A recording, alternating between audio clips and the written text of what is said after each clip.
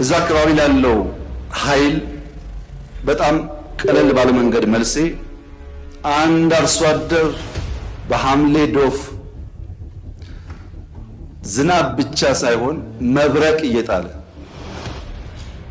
ዝናቡና መብረቁ ከማሳው ያላስቀረውን ገበሬ መስከረም ላይ ወፍ ጮኻለችና ወፍ ስለምትጮህ አልወጣም ወደ ማሳ አይሄድም ብሎ የሚፈራ ገበሬ አይኖርም።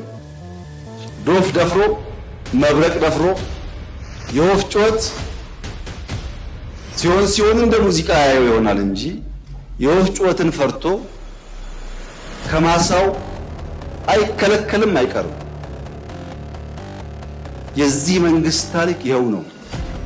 አሁን ያለው ድምጽ እንደ ወፍ ድምጽ ነው። ዝናቡ መብረቁን አልፈነዋል።